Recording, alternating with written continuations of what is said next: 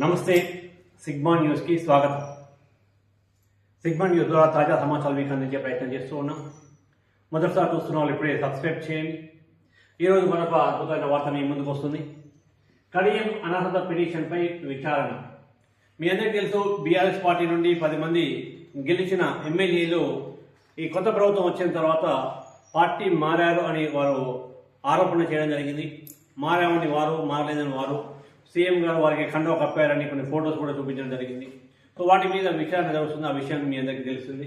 So ఇప్పుడు కొత్తగా తాజా సమాచారం ఏంటి అంటే, స్టేషన్ గణపూర్ ఎమ్మెల్యే కడియం శ్రీహరి అనర్హత పిటిషన్పై గురువారం శాసనసభాపతి గడ్డం ప్రసాద్ కుమార్ విచారణ చేపట్టారు. బాలాస తరఫున గెలిచిన కడియం శ్రీహరి తర్వాత కాంగ్రెస్లో చేరారని, ఆయనపై పార్టీ ఫిరాయింపుల నిరోధక చట్టం కింద అనర్హత వేటు వేయాలని కోరుతూ బాలాస ఎమ్మెల్యే కేపీ వివేకానంద స్పీకర్కు ఫిర్యాదు చేసిన విషయం మీ అందరికీ తెలిసిందే. ఇరు పక్షాలు ఇప్పటికీ తమకు సంబంధించిన ఆధారాలను అఫిడవిట్ రూపంలో స్పీకర్ కార్యాలయంలో సమర్పించారు. తాజాగా అసెంబ్లీ ఆవరణలో జరిగిన విచారణలో ఫిర్యాదు చేసిన ఎమ్మెల్యే వివేకానందను స్పీకర్ సమక్షంలో కడియం శ్రీహరి తరపు న్యాయవాదులు క్రాస్ ఎగ్జామ్ చేశారు. కడియం పార్టీ మారినట్టుగా తమ వద్ద ఉన్న ఆధారాలను ఇప్పటికీ సమర్పించాలని వివేకానంద సమాధానం ఇచ్చినట్టు తెలిపింది. అనంతరం విచారణను స్పీకర్ వాయిదా వేశారు. ఖైరతాబాద్ ఎమ్మెల్యే ధనం నాగేంద్రని పాడి కౌశిక్ రెడ్డి, ఏలేటి మహేశ్వర్ రెడ్డి తరఫున న్యాయవాదులు కడియం శ్రీహరిని వివేకానంద తరఫు న్యాయవాదులు ఇంకా క్రాస్ ఎగ్జామ్ చేయాల్సి ఉంది. వీరి విచారణకు సంబంధించిన తేదీలను స్పీకర్ త్వరలో ఖరారు చేస్తారని తెలుస్తోంది. 8 మందిపై స్పీకర్ ఇచ్చిన తీర్పు కాపీలు ఇంకా అందలేదు ఎమ్మెల్యే వివేకానంద అంటున్నారు. పార్టీ ఫిరాయింపులో పాల్పడిన 10 మంది ఎమ్మెల్యేల స్థానంలో ఉప ఎన్నికలు రావడం ఖాయమని ఎమ్మెల్యే కేపీ వివేకానంద అన్నారు.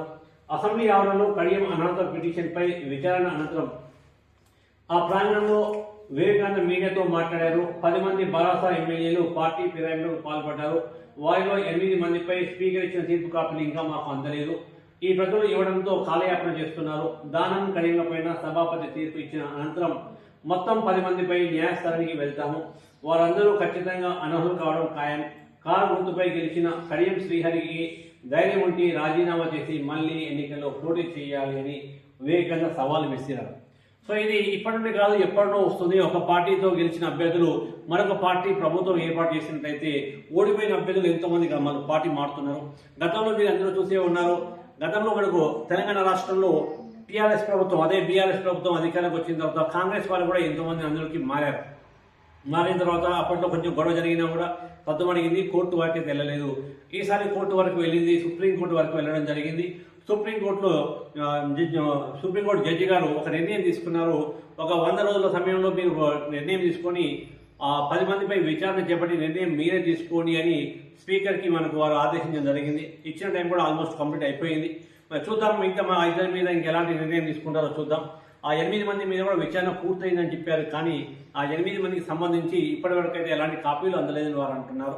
మరి ఆ ఇద్దరి మీద ఏమవుతుందో వేసి చూద్దాం.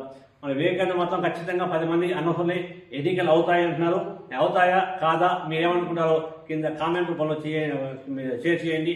కామెంట్ రూపంలో చేయండి. దీన్ని మీ ఫ్రెండ్స్ అందరికీ షేర్ చేయండి. Thank you.